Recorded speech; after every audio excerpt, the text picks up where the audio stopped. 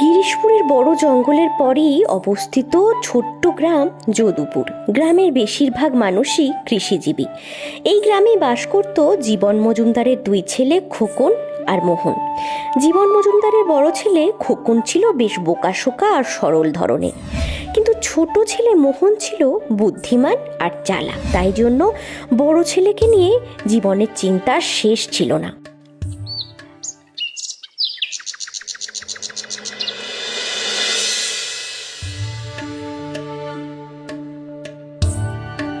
একদিন, বাবা, তোমার সাথে একটু দরকারি কথা ছিল। হ্যাঁ হ্যাঁ, বল ছোট খোকা, কি বলবি? বাবা, বলছিলাম যে পড়ালেখা তো আর বেশি দূর হলো না, ভাবছি শহরে গিয়ে একটা ছোটখাটো ব্যবসা শুরু করব। ব্যবসা? ভালো, নিজের ইচ্ছে উদ্যমে যা ভালো বুঝিস তুই করতে পারিস। চিন্তা তো আমার বড় খোকাকে নিয়ে রে, বড় খোকাকে নিয়ে। দাদাকে নিয়ে যে শহরে যাব সেই ভরসাও পাই না বাবা, নইলে একের চেয়ে তো দুই ভালো। আচ্ছা ছোট খোকা, তোরা দুই ভাই মিলে কোনো ব্যবসা করতে পারিস না? দুই ভাই মিলে ব্যবসা? হ্যাঁ, তুই সঙ্গে না থাকলে ওকে যে কেউ সহজে ঠকিয়ে নেবে রে। আর ছেলেটার কিছু না হলে আমি যে মরেও শান্তি পাবো না বাবা। আহ বাবা, এসব অলক্ষণে কথা বলো না তো। তুমি হলে আমাদের মাথার ওপরের ছাদ, কিন্তু বাবা, দাদাকে নিয়ে কি ব্যবসা করব বলো? ও তো কিছুই জানে না, কিছুই বোঝে না। সেটাই তো সবচেয়ে বড় ভাবনা আমার ছোট খোকা। কি জানি অদৃষ্টে কি লেখা আছে।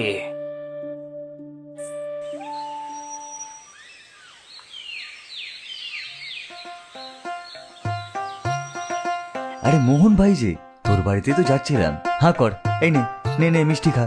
বাপরে বাপ, কি ব্যাপার কি ললিত, হঠাৎ মিষ্টি খাওয়াচ্ছিস যে? আরে ভাই, আমি শহরে নতুন চাকরি পেয়েছি রে, মাসে 30 টাকা বেতন। আরে বাহ, এ তো দারুণ খবর ললিত, তোর তো কপাল খুলে গেল ভাই। সবই তোদের আশীর্বাদ ভাই। কিন্তু তুই কি করবি ঠিক করলি?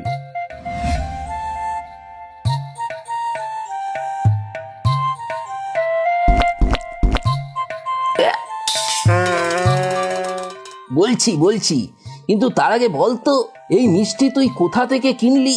ছ্যা, এটা মিষ্টি নাকি ব্যাঙের গোষ্ঠী? কি করব ভাই, এই গ্রামে তো একটাই মিষ্টির দোকান, ব্রজনের মিষ্টি।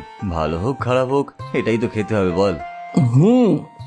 একটাই মিষ্টির দোকান ঠিকই তো, তাও এই অখাদ্য মিষ্টি। ইস,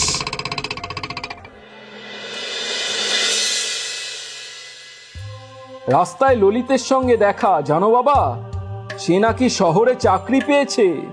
বাহ, খুব ভালো।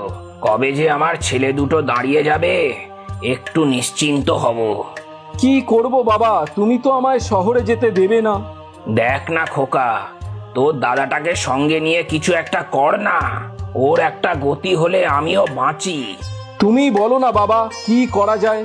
আমার বড় খোকাটা ছোটবেলা থেকেই বেশ ভালো গরু চড়াতে জানে। তার উপরে এই গ্রামে মাঠঘাটের তো কোনো অভাব নেই, বুঝলি খোকা? তোরা বরং দুজন মিলে দুধের ব্যবসা শুরু কর। গরু থেকে আসবে দুধ, আর দুধ থেকে তৈরি হবে ছানা, আর ওই ছানা থেকেই বানাবো মিষ্টি। এই গ্রামে একটাও ভালো মিষ্টির দোকান নেই। চমৎকার! হ্যাঁ, বেশ বুদ্ধি। আমি না হয় গ্রামের উত্তর দিকে জমিটা বেচে তোকে টাকা দেব, সেই টাকা দিয়ে তোরা কয়েকটা গরু কিনবি।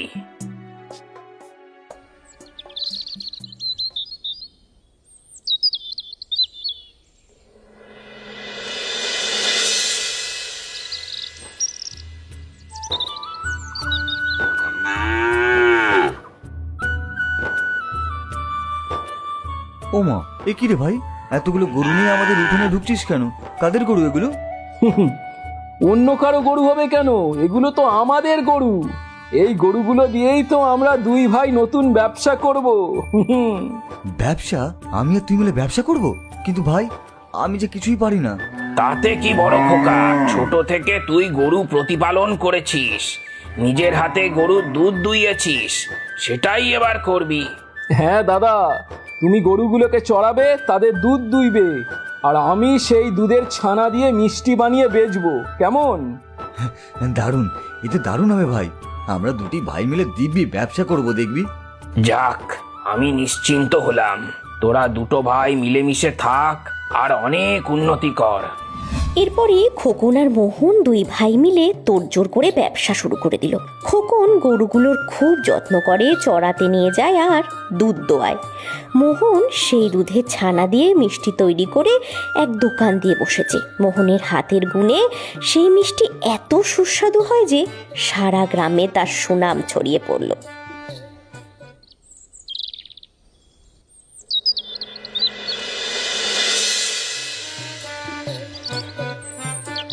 দাদা, ছানা জিলিপি হবে? হ্যাঁ হ্যাঁ, একদম খাঁটি ছানার জিলিপি। খেয়ে দেখুন, একবার খেলে বারবার আসতে হবে কিন্তু।